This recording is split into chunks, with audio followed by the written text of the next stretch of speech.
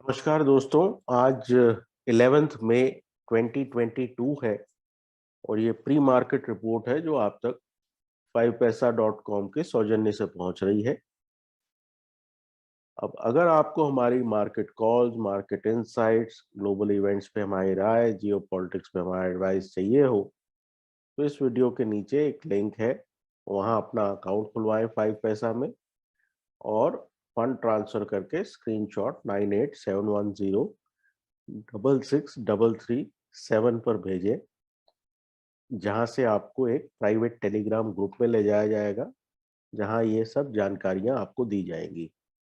Also हमारा newly launched और repackaged mentoring programme है, जहां पे हफ्ते में 3 दिन आप हमारे साथ बैठते हैं, जहां आप trading strategies, trade managements, money management वगैरह के गुर आपको मिलते हैं।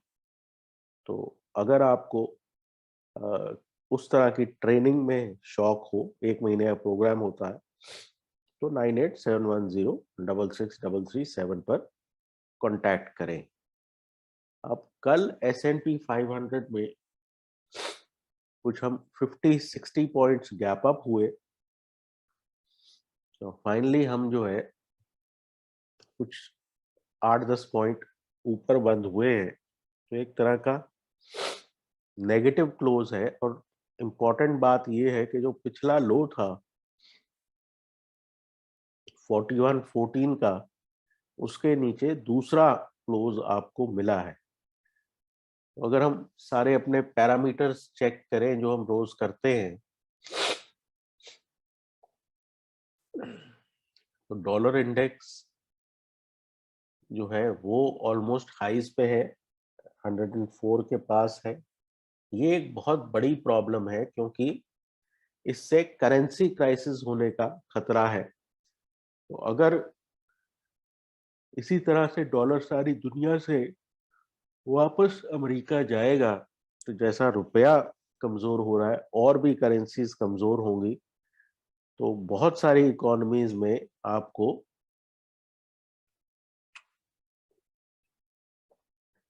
करेंसी वीकनेस देखने में मिलेगी, जहां पे और मुल्कों की करेंसीज और इकोनॉमीज कमजोर होंगी। ऑलरेडी हम कई जगह क्राइसिस देख रहे हैं। अगर और आगे बात करें, 10 ईयर बॉन्ड यील्ड जो है वो भी 3% के आसपास ही है, बहुत ज्यादा फर्क नहीं है। ब्रेंट क्रूड की बात करें,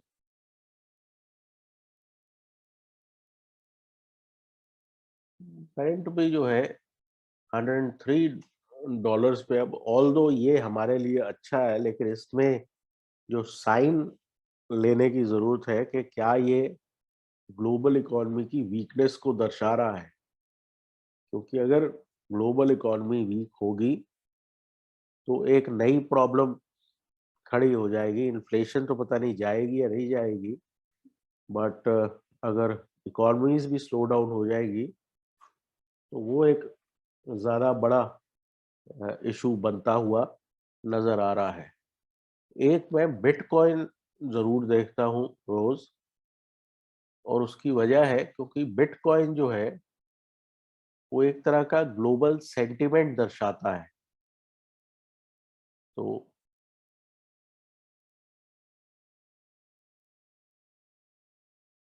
ये बहुत जरूरी है देखना कि bitcoin on a day to day basis क्या कर रहा है। अगर हम इसमें देखें तो बिटकॉइन जो है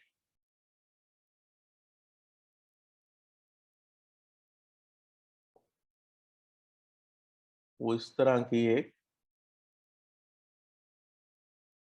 साइडवेज रेंज में था, जहां से ये टूट के नीचे आना शुरू हो गया है।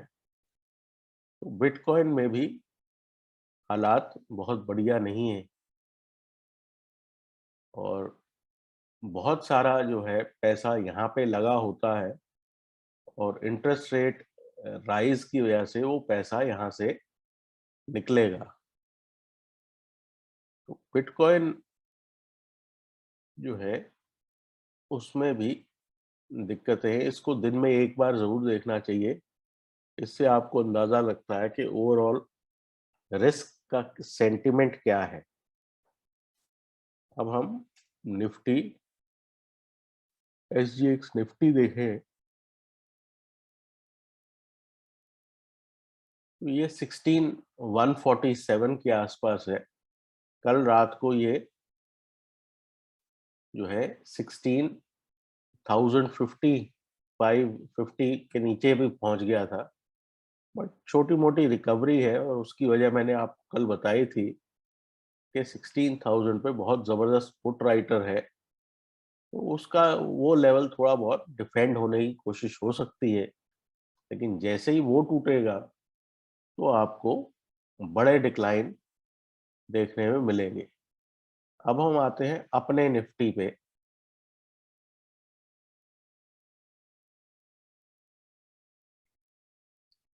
यहाँ क्या खास बात है कि पिछले 2 दिन से हम जो है एक तरह का बॉक्स बना के बैठे हैं, और जैसे ही इस बॉक्स के बाहर निकलेंगे, ये लो जो है वो 16,144 का है। तो 16,144 के नीचे जाएंगे तो 16,000 टेस्ट होना तय है। तो अगर आपको ट्रेड कंस्ट्रक्ट करना हो तो ब्रॉडली 16,225 का एक स्टॉप लॉस रखा जा सकता है, और 16,000 तक का टारगेट आप रख सकते हैं। बैंक निफ्टी में भी एक सिमिलर सिचुएशन है, जहां पे हमने ये कंसोलिडेशन देखी है, और कंसोलिडेशन के बाद अगर वापस ब्रेकडाउन आता है तो यहाँ पे भी इस बारी 34,000 के नीचे ट्रेड करने की आशंका हो सकती है। यहाँ पे एक स्टॉप लॉस रखें 34,700 के आसपास, और 34,000 का आप एक टारगेट देख सकते हैं अगर मार्केट में वापस डिक्लाइन शुरू हो जाए। आज वेंसडे है, आज यूएस में रात को सीपीआई के नंबर्स आएंगे, तो उन सीपीआई के नंबर से पहले कुछ हद तक चॉपी ट्रेडिंग हो सकती है। तो इस बात का ध्यान रखना चाहिए।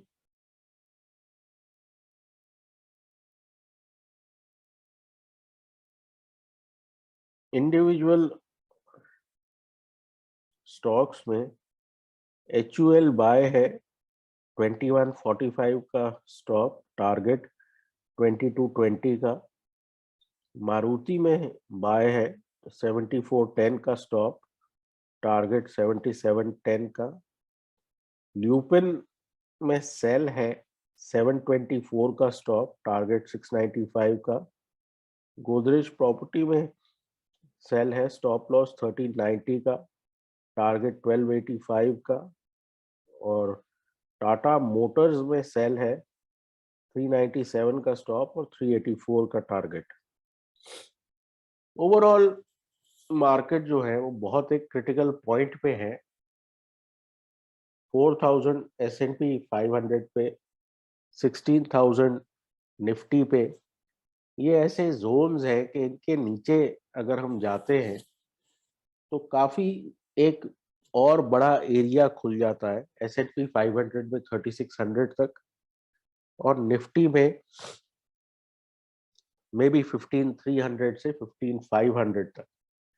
अब ये जब भी होगा तो बहुत तेजी से होना एक्सपेक्टेड है, लेकिन उससे पहले मार्केट जो है थोड़े से फ्लैटिश रह सकते हैं। लेकिन इंडिकेशंस ये हैं कि डॉलर की जो मजबूती है उसकी वजह से जो एक फ्लाइट ऑफ डॉलर्स होगा मोस्ट इकोनॉमीज में से, वहां पे दिक्कतें आएंगी अगर इन्फ्लेशन नंबर अच्छा नहीं आता या बहुत मॉडेस्टली हाई भी आता है, तो भी यूएस में फिर इंटरेस्ट रेट बढ़ेंगे और उसकी वजह से आपको फ्लाइट ऑफ मनी दे नजर आएगा, जिससे करेंसी कमजोर होगी, करेंसी गिरेगी, तो आपको डेफिनेटली इक्विटी मार्केट्स में भी